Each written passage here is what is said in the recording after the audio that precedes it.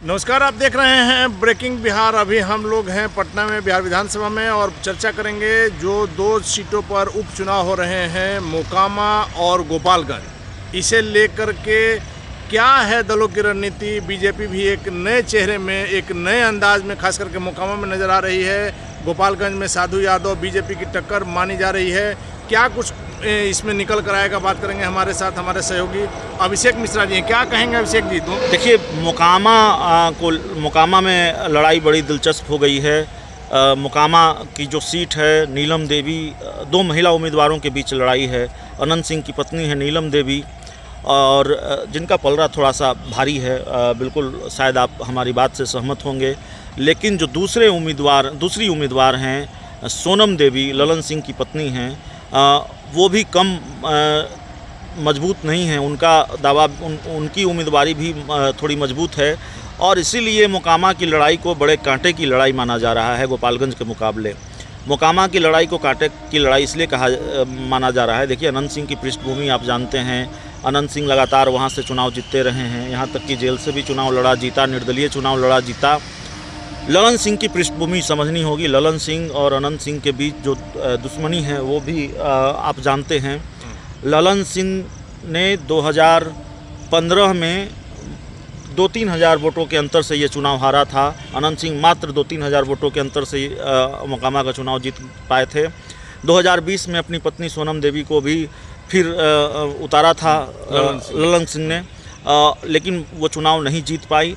तो ललन सिंह लगातार चुनौती देते रहे हैं, चुनौती बने रहे हैं अनंत सिंह के लिए, और जाहिर है इस बार फिर वो चुनौती बने हुए हैं। बीजेपी ने उम्मीदवार बनाया है, तो एक तो भारतीय जनता पार्टी जो मोकामा की सीट जीतने के लिए पूरा प्रयास करेगी, पूरा पसीना बहाएगी, और दूसरा ललन सिंह का जो अपना वजूद है, ललन सिंह का अपना जो प्रभाव है वो यह है। दिक्कत यह है कि अनंत सिंह जेल में हैं, अनंत सिंह की मुश्किलें काफ़ी बढ़ी हुई हैं, लेकिन बावजूद इसके ये कहना ठीक नहीं होगा कि नीलम देवी कहीं से भी कमज़ोर उम्मीदवार हैं या कहीं से कमज़ोर पड़ती हुई नज़र आ रही हैं। नीलम देवी का ही पलड़ा भारी है ललन सिंह के मुकाबले, लेकिन राजनीति है, और राजनीति में कब क्या हो जाए कहा नहीं जा सकता, पासा कब पलट जाए नहीं कहा जा सकता। तो देखिए, ये मोकामा का मुकाबला है, और मोकामा का मुकाबला, मोकामा बाहुबलियों का अखाड़ा बन गया है। ये कहा जाए तो इसमें कोई गुरेज वाली बात नहीं होगी। ललन सिंह लगातार कर रहे हैं जी। मोकामा का मुकाबला है अनिल जी, और इसमें जब तक चुनाव नतीजे नहीं आ जाएंगे तब तक कोई भी भविष्यवाणी बड़ा रिस्की काम है।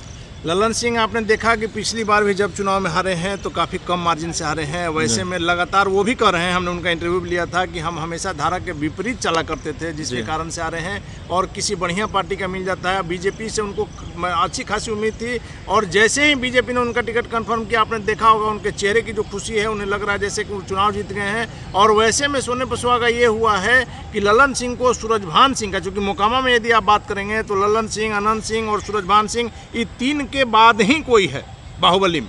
तो यदि सूरजभान सिंह का भी साथ मिल गया है ललन सिंह को, तो निश्चित तौर पर ललन सिंह भी मजबूत स्थिति में है। हालांकि अनंत सिंह की क्या स्थिति है, उन्हें कभी भी किसी स्थिति में कम करके नहीं आंका जा सकता। देखिए, बिल्कुल ललन सिंह का जो जोश है वो भी हम लोगों ने देखा है, किस तरह से कॉन्फिडेंट नज़र आ रहे हैं, आत्मविश्वास से भरे हुए नज़र आ रहे हैं, और उनका ये दावा है कि इस बार बहुत भारी मतों के अंतर से अनंत सिंह की पत्नी नीलम देवी को उनकी पत्नी सोनम देवी हराएंगी। इस बार मोकामा में कमल खिलेगा। तो होगा क्या ये देखना होगा, लेकिन साफ तौर पर जिस तरह से हमसे बातचीत की ललन सिंह ने, ऐसा लगा जैसे उनकी लॉटरी लग गई। उन्होंने कहा कि मैं तो चुनाव लड़ना ही नहीं चाहता था, मैं तो घर बैठ गया था, लेकिन भारतीय जनता पार्टी की तरफ से अप्रोच किया गया और टिकट मिला है, चुनाव लड़ने जा रहे हैं और चुनाव लड़ेंगे, बीजेपी का कमल खिलाएंगे मोकामा में।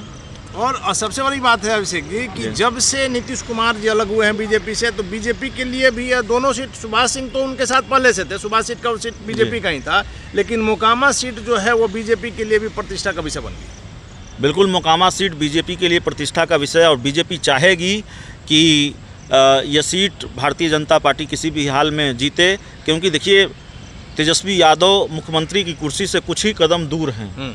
मुझे लगता है जेडीयू भी शायद नहीं चाहेगी कि ये दोनों सीटें जीते आरजेडी, क्योंकि एक गणित सुझाया था सुशील मोदी ने, आपको याद होगा कि तेजस्वी यादव अगर उपचुनाव जीत जाते हैं, हर सीट जीत जाते हैं, तो बिना जेडीयू के वो सरकार बना सकते हैं।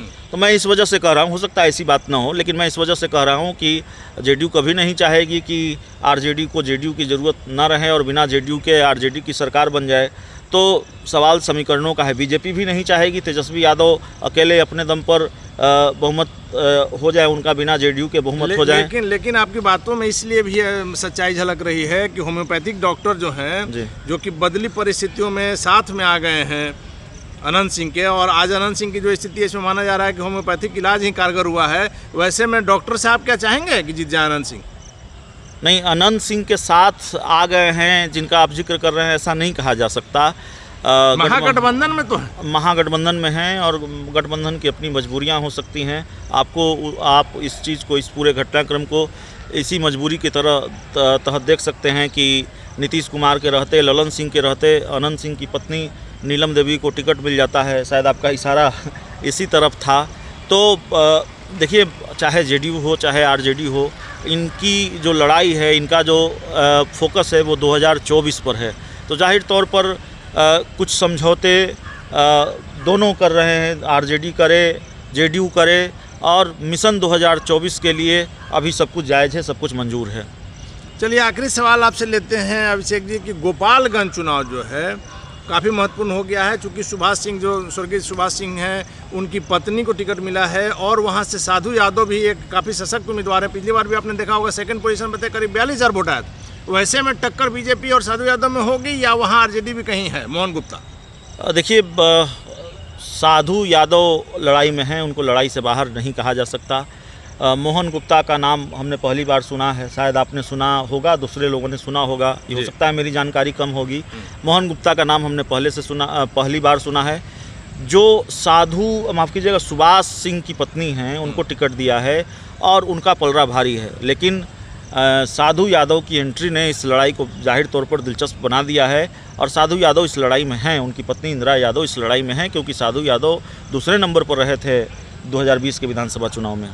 चलिए, तो साधु यादव भी गोपालगंज में आ जाने से गोपालगंज की सीट भी हॉट सीट बन गई है। लेकिन मोकामा सीट जदयू बीजेपी दोनों के लिए प्रतिष्ठा की विषय बनी हुई है, आरजेडी के लिए प्रतिष्ठा की विषय बनी हुई है, क्योंकि जिस प्रकार से अनंत सिंह वहाँ खड़े हैं, और इस बार बीजेपी भी अपने बदले स्वरूप में नजर आ रही है कि हमेशा जो होता था कि बाघ के सामने बकरी रहती थी, और इस बार बीजेपी के नेता ने कहा है कि बाघ के सामने हमने शेर को उतार दिया है। तो निश्चित तौर पर मोकामा की लड़ाई काफ़ी दिलचस्प होगी। आगे क्या होगा देखना काफ़ी दिलचस्प होगा। फिलहाल आप बने रहें ब्रेकिंग बिहार के साथ।